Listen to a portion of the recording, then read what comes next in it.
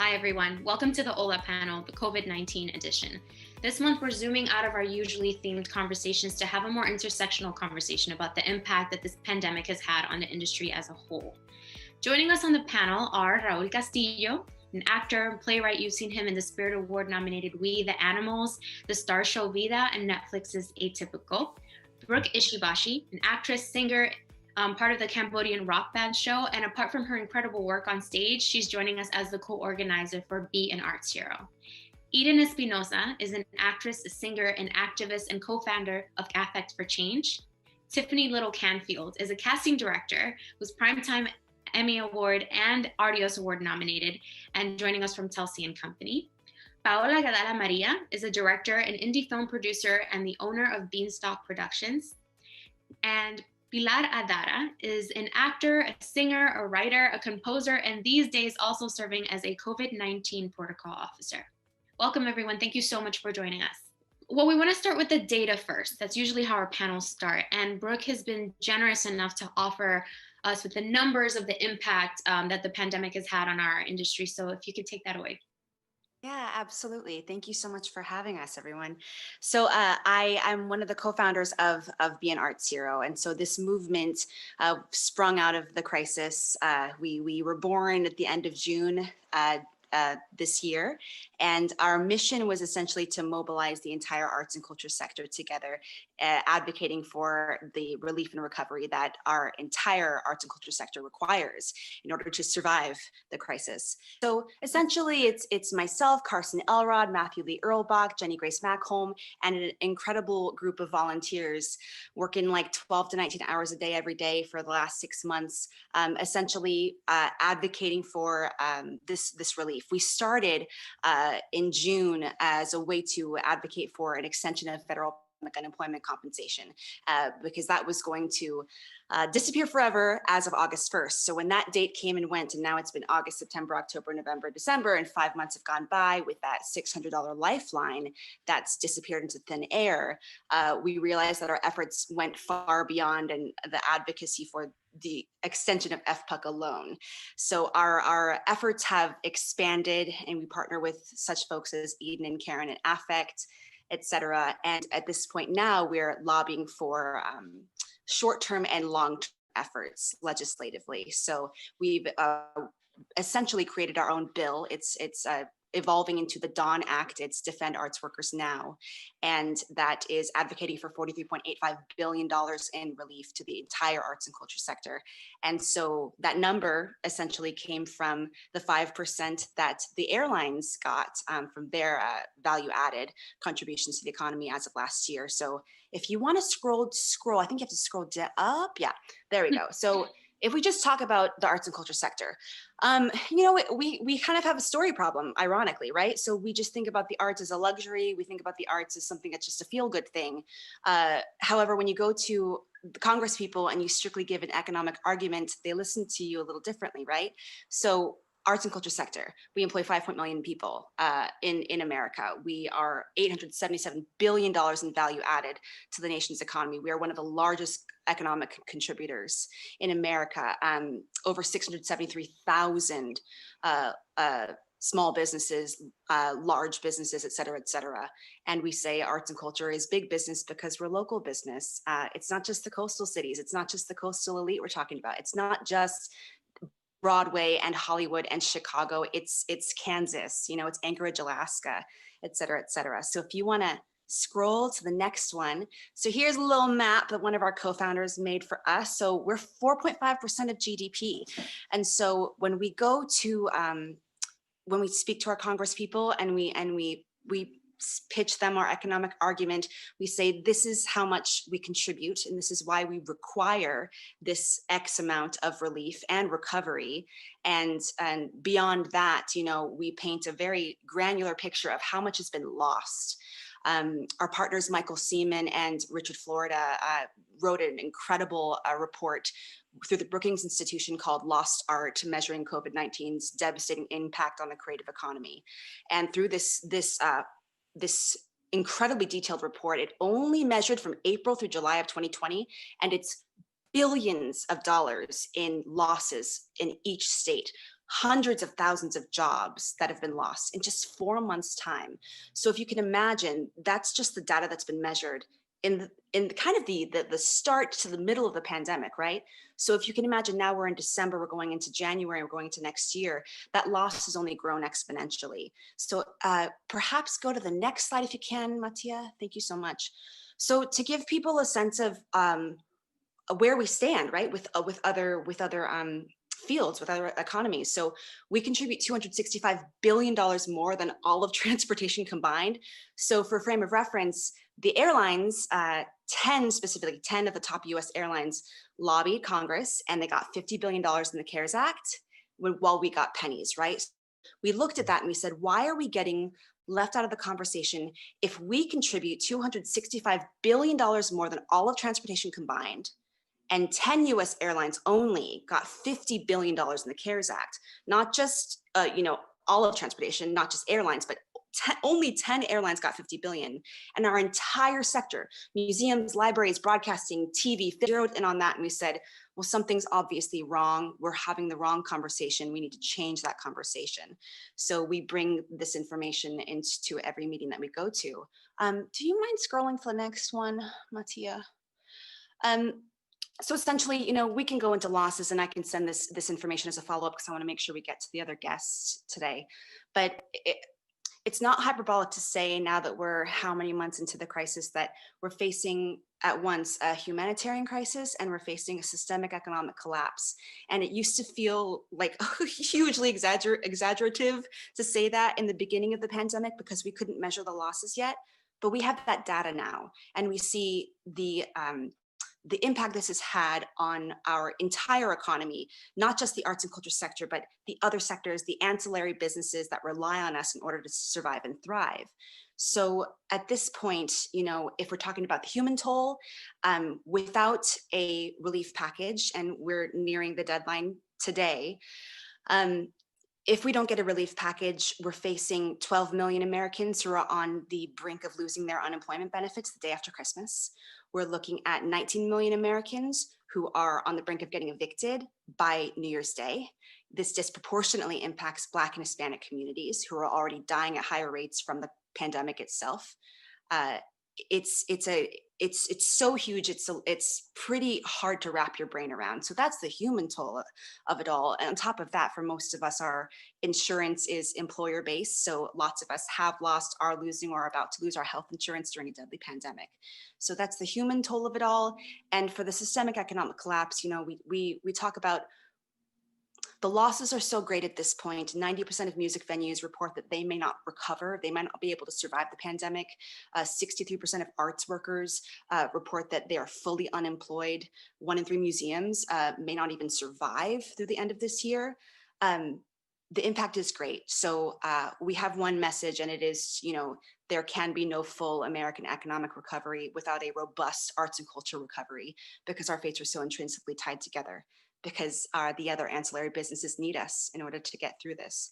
So we can talk more at the end about, resources and calls to action, but thank you for giving us the time to kind of give an overall picture, Mattia, and we'll send resources to folks. Thank you for that. That was incredibly sobering. I wanted this panel to be less myopic and just more broad about what our industry is going through. So we'll move on. First, I'd like to talk about performers. A lot of the people that submitted questions are nervous about getting back on set. They don't know what to expect or how safe it is. And I'd love to hear from those of you that have been on set during the pandemic, what that experience has been like, what's changed. Do you feel safe? And is there anything that you hope would be different? I can jump in with that one. So I have been on set as a COVID compliance officer as well as an actor, and I will be the first one to say that there is no one right way to do things. There are guidelines in place, but your safety really depends on your producer, your director, and if they are following safety guidelines. That being said, no job is ever worth compromising your safety, your health, your mental health. If you feel unsafe on set, you are free to walk off. Like we will work again. There's another job, but your safety and emotional well-being is the most important thing. And because the CCO job is so new, there are guidelines in place, but it depends on if your director and producer are on board to follow those. And have you experienced that, or have you run into some issues? Because I understand that there can be a little bit of an imbalance of power in that situation, or potentially some conflict of interest depending on who's serving as a CCO. Yes, definitely. As a CCO, I have worked with incredible producers who, trust me, and they want to run a safe set. They want to make sure everyone's safe. I've also worked on sets that I am there to check a box, and they're not wearing masks, or they're annoyed, they're following safety guidelines. But yeah, that's why I just want to encourage actors. I feel like as artists, we're so scared about scarcity, especially in a pandemic, which makes total sense.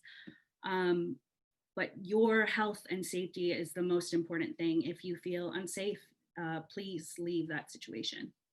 Thank you. Thank you for that. Anybody else want to talk about what their experience on set has been like? I think I can chime in a bit here. Yeah, please. So, I mean, obviously this has been a wild summer and year for all of us. I think first and foremost, as a producer, I didn't feel responsible. I didn't feel comfortable bringing on a crewing up, so to say, when everything was happening. I felt I didn't want to put my sound mixer at risk, no matter how small the crew. We just simply didn't know enough. And that's just how things were going. So as a production company, we kind of shifted a bit into post-production consulting.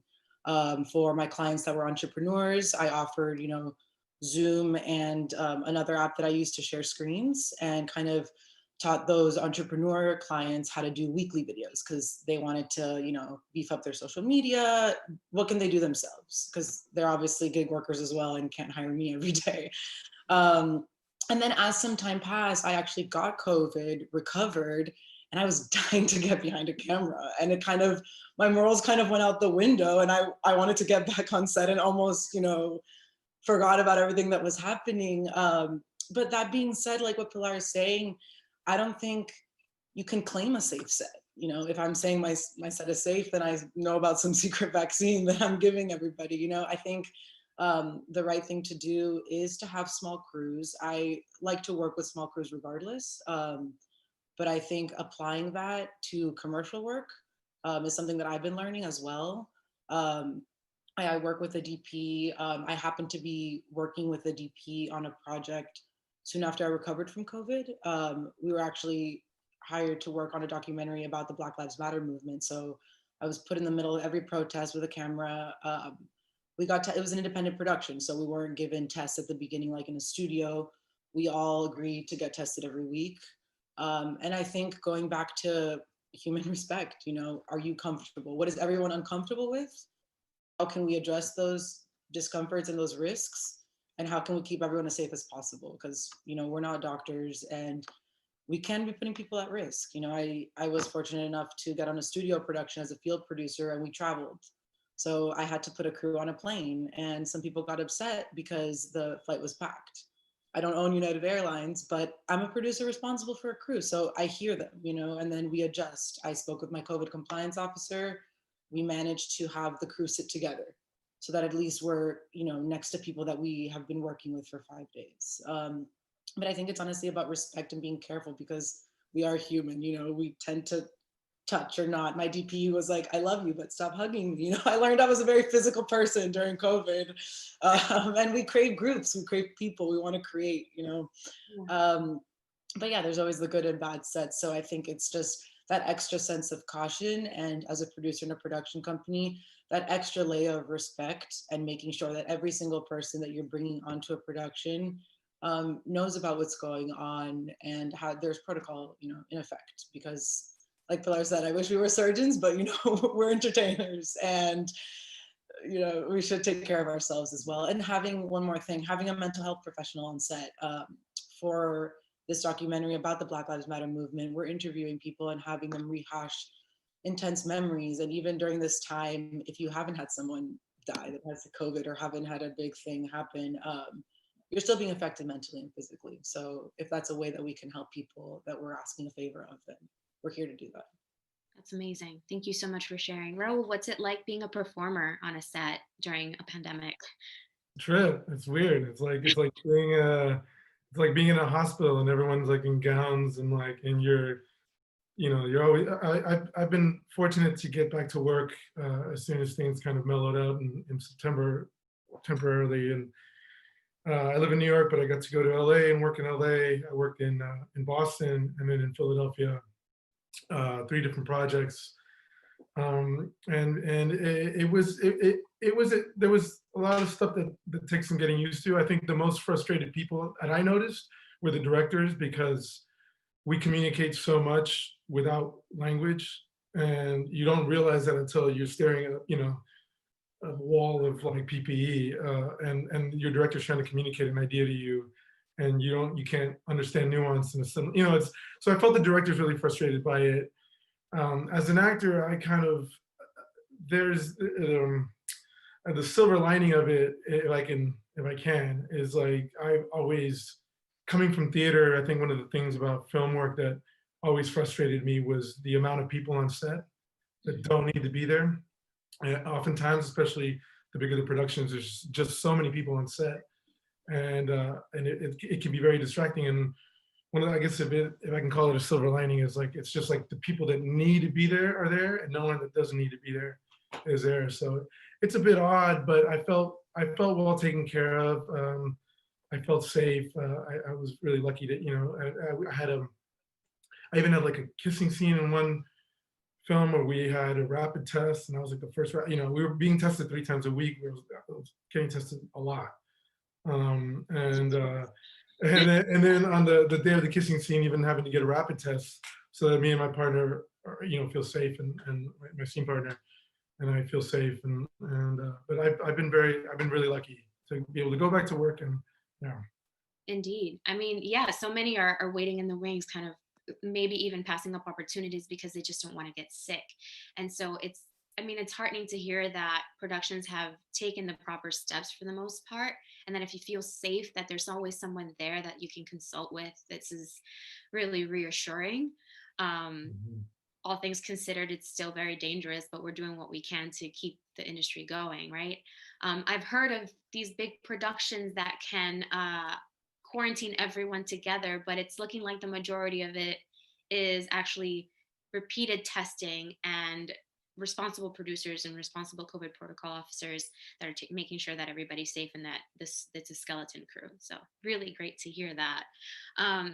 So things have obviously slowed down significantly, but there are obviously still plenty of projects that are moving forward, and a lot of those are casting. So Tiffany, if you could talk about the pivots that casting professionals have had to make, and what the challenges have been, what you've been trying to work through. Are there any new tools you're having to use now? Well, I've been using Zoom, and I've never used Zoom before March 12th. And I have used Skype. I've done, we've used a variety of self-tape and Skype or FaceTime meetings and callbacks. But I've had one project actually 2 projects, one film, a feature film, and one television series, where we've had multiple producer sessions on Zoom. And honestly, it's been great. I've gotten used to it. I've heard the actors have different feelings about where they've been told to look. Do you look at the camera? Do you look at the actor? And I'm always trying to find connection in the casting room. So I always say, put my face, I'm going to be reading with you, as close to the camera, and I'm putting your face, and let's try to look at each other, right? And that has been working. We had a really, really successful local casting call for a feature, and it was a musical, which added another element of difficulty over virtual experience. And we were nervous going into it, but honestly, our director loved all the actors. In fact, we had the same issue at the end. Who do we pick? Because there were so many wonderful options, that we had met via Zoom. And the director was very happy with that process, and we've had a successful process on my TV show. I actually think it's a better process than having two of the team there live, and then you send the tape to one producer who can't be there, and you have no idea what space they are in watching it. They're not having the same experience as the people who are in the room. So I've kind of enjoyed having the Zoom, because even if we're all in our own rooms, our experience of the actor is in the same time, in the same venue. So I actually, if I have a producer who can't make it, I'm going to suggest, why don't we Zoom then? Because then you can be here and really get to hear the direction the actor is getting, see the adjustment in real time, as opposed to getting a link of tapes at the end. Mhm. So do you think that when things settle down, this Zoom auditioning or remote auditioning process will continue, as it just seems to be so convenient? I'm not sure. Already we were getting so much more used to casting off tape anyway, because I think, we're in the time of peak television. So many of the producers, even the directors, are working on multiple projects. The actors are working on multiple projects. So we often have to have an element of technology in our casting anyway. So I'm not sure. I think we're all desperate to get back in the room together. So I suspect things will go back to normal, but I'd like to get to a place where it's normal isn't one member of the creative team and everybody else is looking at the tape. I'd rather, if that was the option, I'd like to suggest the Zoom, because then maybe we can all be present in real time. Mm. Interesting. I love that. I mean, I read an article recently that said that the streaming horse has left the barn in terms of film and how film is presented. And so it's interesting to see that the Zoom horse is kind of leaving the barn as well. We'll see. We'll see. I mean, if you have to drive 45 minutes for a session during the middle of traffic in Los Angeles, I could see a lot of producers saying, could we Zoom? Indeed. What about for the performers in the Zoom room here? What's your experience been like auditioning over Zoom or Blue Jeans or whatever virtual session you're using? If I can speak, I mean, I will say it's funny that Tiffany's here, because I remember in 2013, Telsey and Company was the casting office for Looking, but it was the East Coast casting office for Looking. That was cast by Carmen Cuba in LA, and it was the first. I was the last person cast in the pilot, and it was the first time they said, just do it on your phone. Just do it. We need it now. Just do it on your phone. And I remember we had to tape my phone up, because it was before we had all the little crafty little clamps and everything they have now, and I got cast off. And then I went into the office at Telsey here in New York, and then I got cast. But now I feel like since then, even before COVID, I've gotten cast off tapes, and now I mean it's I don't know, it's weird, but there's pros and cons to it, like Tiffany was saying. I agree with that. Definitely, it is a little weird. What about anybody else? What's your experience been like? Because I got questions from actors. They're like, are these videos even being seen? It just feels like you don't know what happens after you send it off. And I think a lot of actors are needing that reassurance that yes, it's there. It's just like it was before. It's just different. Oh, we're watching. Excellent. Thank you for that reassurance. Something I think that we haven't talked enough about is how the pandemic has affected nonprofits and arts organizations, ourselves included. HOLA is a nonprofit, and we've seen the impact of this on our financials and what we can do for our members and the people that need our services. So, Ian, I would love to hear, first of all, more about your organization and what you do, but also how you're getting through these tough times. Yes, hi. During the pandemic, Karen Olivo and I co-founded AFECT Change, Artists for Economic Transparency. And we started our organization on the heels of the murder of George Floyd, and then shortly after finding out that several producers and theater owners had made contributions to 45's campaign. And we quickly self-reflected and realized that, I can speak for both of us, but I'll just speak for myself in saying that I didn't feel like I knew anything about the structure of the industry that I'm in and the financials and how that affects communities that are, are at a disadvantage. And how we are meant, I feel like we are meant to stay in that position. Sing your song, do your scene, don't ask questions, don't disrupt, and everything will be fine. And I was just at a point, we were both at a point where I didn't want to be in that position anymore.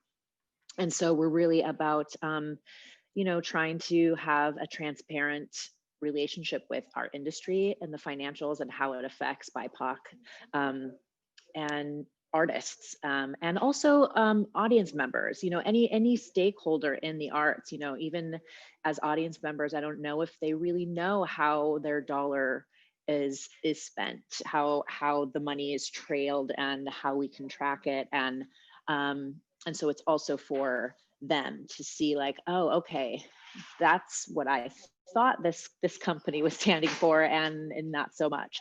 So now I want to spend my dollar over here, or what have you. So it's interesting because in the research that we've done, just like Be an Arts Hero, we were formed in June, and BIPOC-led nonprofits and organizations are already at a disadvantage.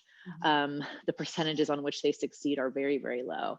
The pandemic has obviously not helped, in the sense that even in us trying to get a bank account with a smaller bank that is better for nonprofits, like some of the branches in New York City closed, and there's no more branches of that bank in New York City. And so it's just interesting how it's all, played out. But we have a lot of amazing partnerships and committees and projects coming down the pike that we will be able to talk about shortly. But it's been fulfilling, exhausting, rewarding, and inspiring all in one. So yeah. I hear all of that. Yeah, I'm sure. The idea for AFECT come around the same time that the pandemic started, or was it something that you all were thinking about doing beforehand? No, it came after the pandemic hit. And I think that, it's just a very interesting chain of events that we were forced to be still, we were forced to be quiet, we were forced to look at things that were happening in our country, in our industry, in ourselves, that without distraction we might not have been forced to look at or notice, or have the silence or the stillness to really reflect and go, wow, I can and want to be a part of making changes, or I can and want to be a part of empowerment and speaking up.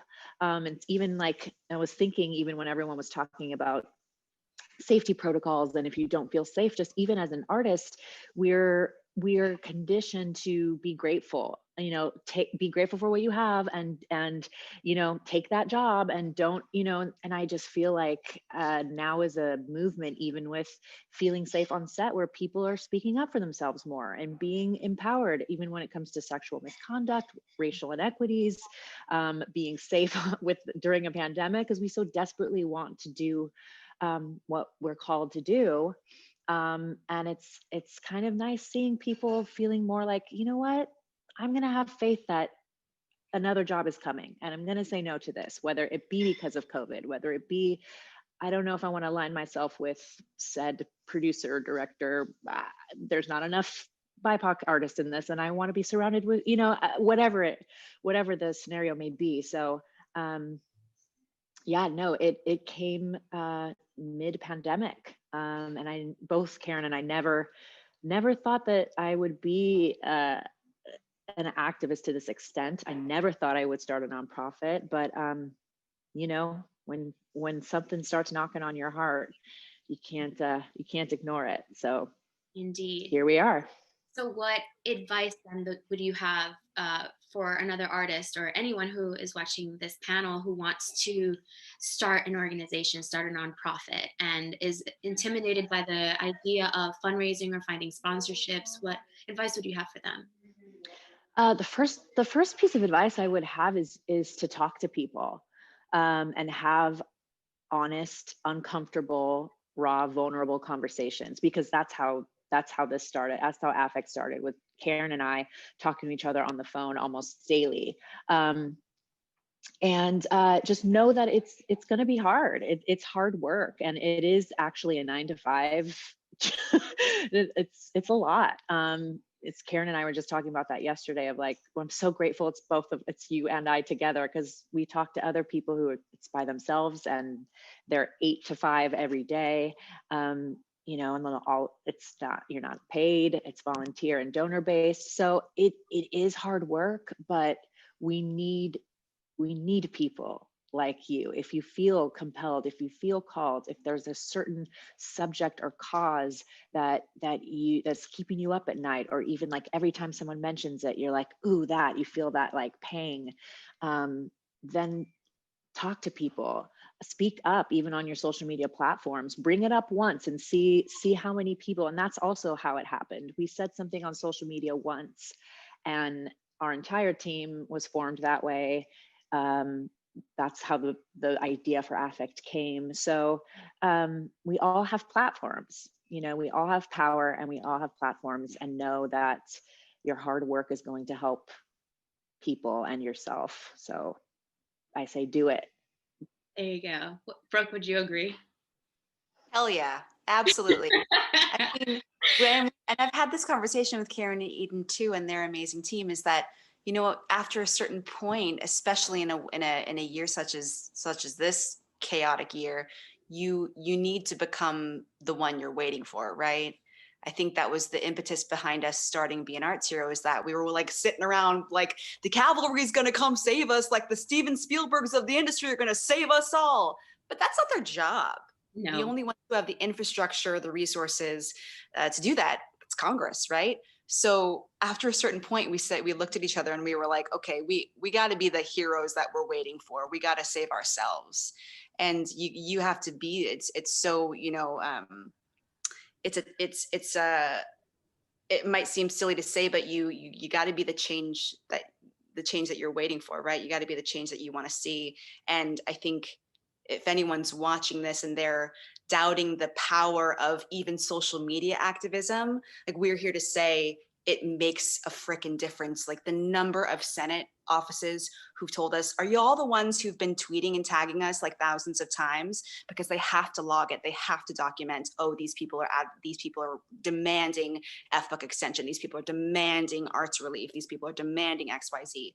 And so it matters. So if anyone's watching this and you're wondering what you can do, if you just take 1 minute to tweet your senators every day, or tag them, or post, or, you know, send a pre-populated Action Network letter. Like, we got all those tools on our website. We make it so easy for everyone, and we're trying to change that narrative so civic engagement can become a daily routine, and it becomes something that's ingrained in us. So it's easy, it's not scary, and we just do it without even thinking about it. It becomes a part of our duty and obligation as a citizen. Indeed. You know, the Phoenix engagement has risen out of the ashes of this crazy year, has it not? Because I feel like people are so much more engaged and involved, but a lot of artists have felt like they've been sitting on their hands, sort of waiting for something to come. You know, not all of us are fortunate to be auditioning all the time, or be busy, or know even what to do. I know that personally I struggled with feeling like it was a little bit frivolous when so much was going on. We're in the middle of a civil rights movement and a global pandemic, but you proved to us how important our industry is and how much it does contribute to our society. Art leads and society follows. The ideas that we put forth are things that become ingrained. They become little seeds in the population, and they change. And that's what fuels activism. It's what fuels empathy and understanding people and ideas that you've never encountered. So I'm so grateful for your work. And do you guys need volunteers? Because we need volunteers. And Always. So do Eden and Kit. Yeah, everybody. Always. So if Yes. you are watching this panel and you feel like you need some purpose in your life, reach out to AFECT for Change, reach out to Be an Arts Hero or HOLA, and let us know, because trust me, we have work for you to do and we desperately need it. Yes. All right, I love to end the panels with some hope, right? This year has been taxing on our souls, on our minds, our spirits, our bodies, but the holidays are coming and they're incredibly hard, and a little hope goes a long way.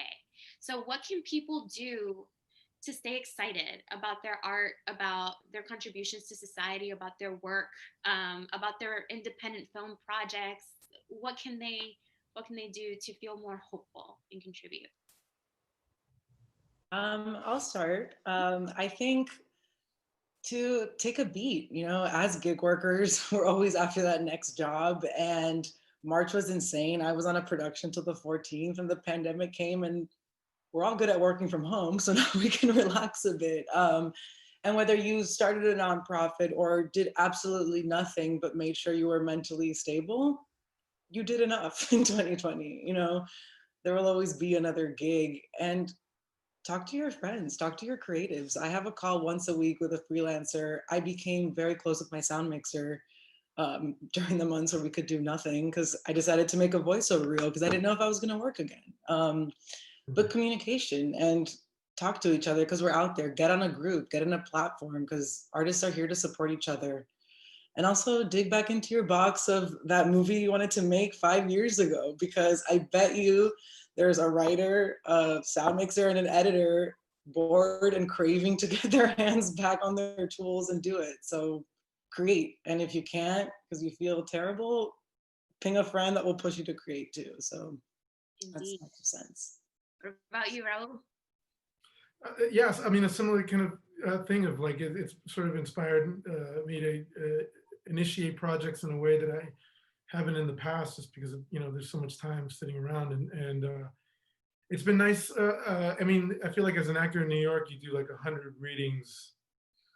You're always doing readings, and it's been interesting to do readings on Zoom. It's like this whole new way of doing things, but it's actually like, it's been a way to, I'm glad that I've said yes to a bunch of stuff that, I kind of wanted to be lazy, and I wanted to kind of not, but it was good. It was a good way for me to interact with people. And then projects started to come out of like readings, or interact with actors that I connected with. And it's been a really, I've gotten creative in new ways as an actor. So I encourage everyone to kind of that's the same kind of thing, just initiate projects and get things going. Yeah, say yes and stay safe, right? Exactly. About you, Tiffany, there's so many actors that are taking this time to kind of prepare themselves for what's to come, and hopefully more work. And what do they need to have in their toolbox right now? I think that this is a great time to get your self-tape and your Zoom room situation set up so that you're ready, because I think when everyone's running at full speed and those auditions happen of some kind of virtual, you suddenly are panicking and you're trying to pull it all together. And one of the things, I used to hate it when someone was reading in their self-tape with like I called it the mechanical voice, like it was clear there was no one in the room with them. Now I've gotten used to it, so that's good. Now I don't feel like, I still think it's ideal to find someone to connect with, but we've all learned in this. And I do feel like one great thing about working in casting is it's always this positive place of like, this project's going to be amazing. It's always the what is, you're not making the compromises yet. And I have to say, everyone's planning. None of my producers, none of the projects that have gotten pushed, nobody's like, you know what, I'm quitting, I became a farmer. Nobody. They're all planning. It doesn't matter if it's theater, what level it is, film, television, everybody is planning. And yes, the dates get pushed, but they're still happening. And it's still, so I have the privilege to be part of hearing those kinds of conversations. And I hope people are really hopeful. Stay safe, take care of yourself, because it feels to me like it's coming back. Exactly. In a big way. Say something really important. They got pushed, but they're not going away. There were a lot of projects that people were up for, or people were working on in all aspects, whether it was behind or in front of the camera. They will come back. It's just that we had to take a pause. And I want artists in all aspects of this industry to know that it's just a temporary break, and the work is coming back. And yes, if you were up for a role before, then you're probably still up for that project, right? Yeah, I mean, I wouldn't want to start over. No, it's so much work just to get to that. I'd be saying, wait a minute. Exactly. We're not looking at that part. That part's done. Exactly. Well, is there anything else any message you want to leave our audience with when they see this? Well, thank you all Stay so safe. much for your time, your generosity of spirit. This is a really difficult time to give of yourself, and I know how hard that is. So I want to thank you all. Thank you all. Ola is so grateful, and I'm really grateful too. Thank you for having us. Thank you so much. Thank you so much. Bye, everyone. Thank you for your work. Stay safe. Bye, everyone.